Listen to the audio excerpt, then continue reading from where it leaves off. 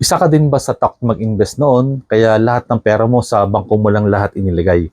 I'm sure hindi ka matutuwa sa bagong batas na ipinatupad ng Pangulong Marcos na nagpapataw ng 20% withholding tax sa ating savings.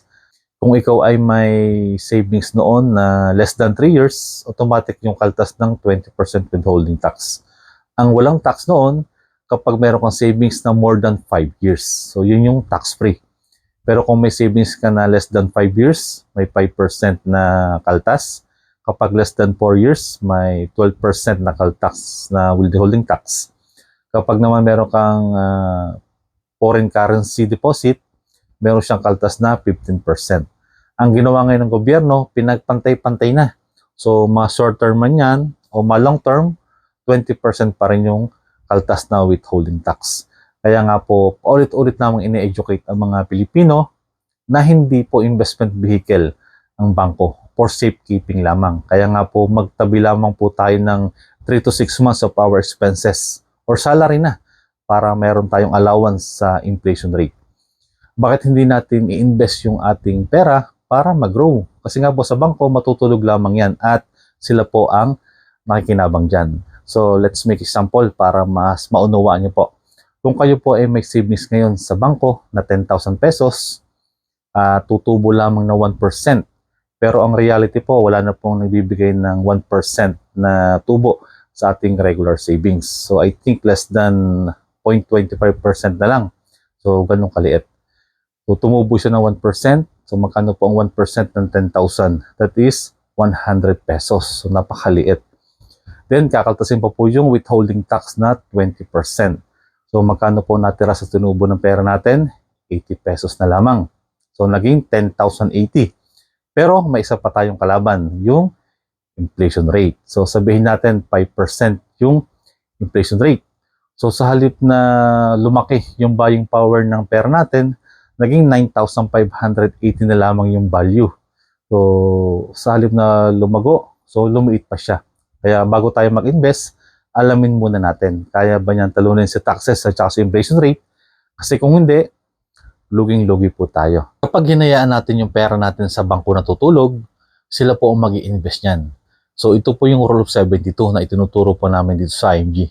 Kapag meron po tayong 100,000 at kumikita ng 4%, sabihin natin, so magdo-double po siya every 18 years. So kung kayo po ay naglagay ng 100,000 at the age of 29, so, plus 18, ilang taon na po kayo nun? 47 years old. So, magiging 200,000. Pagdating nyo po ng 65 years old, magiging 400,000. So, ganun kabagal ang pag-grow ng ating pera kasi nga po sa 4% lamang tayo naglagay na investment vehicle. So, imagine nyo sa bangko, 0.25%. So, ilang daan taon bago mag-double yung pera natin. So, ang gagawin po ng bangko, yung 100,000 na pinatulog natin sa bangko, i-invest po niyan sa mutual funds. So sa mutual funds, pwede kumita ang pera natin ng more or less 12% annually with compounding interest. So kung kayo po ay naglagay ng 100,000 at the age of 29, every 6 years, magdo-double po yung pera natin. At pagdating nyo po ng 65 years old, magkano na ang pera natin? Kung tayo po naka-invest sa mutual funds, that is 6.4 million. Pero, sino po makikinabang yan? Bangko. So, kung kumita ng 6.4 million yung pera natin, magkano pong ibibigay sa atin? 400,000 lamang. So, yung 6 million sa kanila na po yan. Kasi alam nila yung investment vehicle na paglalagay ng ating hard-earned money. Dito po sa IMG, mag-member lang po kayo. Kayo na po ang may access sa mutual funds. Bakit ahayaan nyo pa na bangko yung mag-invest ng pera natin kung pwede naman pala tayo? Kaya nga po, may mga investment vehicle na pwedeng paglagay ng ating hard-earned money para mag-grow na hindi mag-negative. Okay, so katulad na lamang po sa IMG, may mga investment vehicle po dito na pwede natin paglagay ng ating pinaghirapan. Katulad na lamang na number 1, Kaiser 3-in-1. So ito ay single product na pwedeng maka-address ng tatlong realities sa buhay natin. So what if we get sick? What if we die too soon? What if we live too long? So pwede niya masagot yung tatlong realities sa buhay po natin. Compared sa bangko, kapag nagkasakit ka, anong mangyayari? Mawi-withdraw mo yung pera mo sa savings. Kasi nga, wala siyang healthcare, walang life insurance. Kaya napakagandang investment po ang Kaiser. So kung kayo po ay naghahanap ng investment para po sa inyong retirement, so i-consider nyo po ang Kaiser. So napakaganda na investment. In case na magkasakit tayo, meron tayong magagamit. Kapag tayo kinuha ni Lord, meron tayong maiiwanan sa ating pamilya. Pero kung tayo nabuhay ng mahabang panahon, hindi natin nagamit sa Kaiser within 20 years, nasa 200 to 300% ang return of investment yan. So ganun kalaki. At meron para yung isang investment vehicle na hindi rin magne-negative at hindi subjected sa tax. So ito po yung most 18 para sa ating mga anak. So 5 years old to 60 years old, pwede maka-avail. Ang most group term life insurance naman po ay para po sa mga members ng IMG na nasa ibang bansa. So pares po sila na hindi po magne-negative. Pwedeng kumita ng more or less 12% annually with compounding interest at wala na pong tax.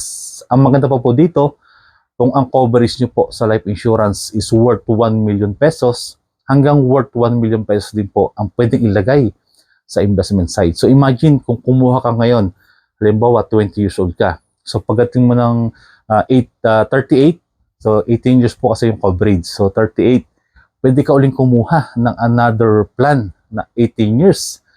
Ang problema, saan natin kukuhanin yung pambayad? So, hindi mo na kailangang mamroblema. Kasi po yung tinubo ng pera mo doon sa unang cycle ng iyong investment, pwede mo uling ituloy for another cycle na 18 years. So, ganyan kaganda ang investment. Kung kayo po ay naghahanap ng magandang pamana sa ating anak, so, kuhanan niyo po ng most 18 term life insurance kasi po ito ay hindi magne-negative, sabi ko nga sa inyo. So mawala man tayo sa mundo, meron tayong maiiwanan sa ating mga anak. At hindi po nagbabago ang value nito, hindi siya bumababa. So laging pataas. Unlike sa mga material na bagay, sa pagdaan ng panahon, pababa ang value at minsan nawawala na ng halaga.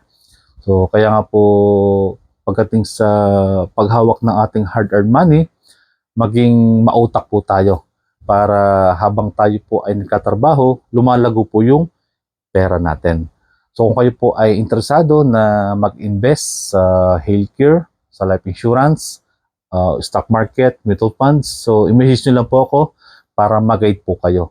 So huwag nyo pong hayaang dumaan yung panahon na hindi po tayo nag-i-invest dahil malaki po ang nawawala sa atin. So salamat po at sana nakatulong po ang video na to.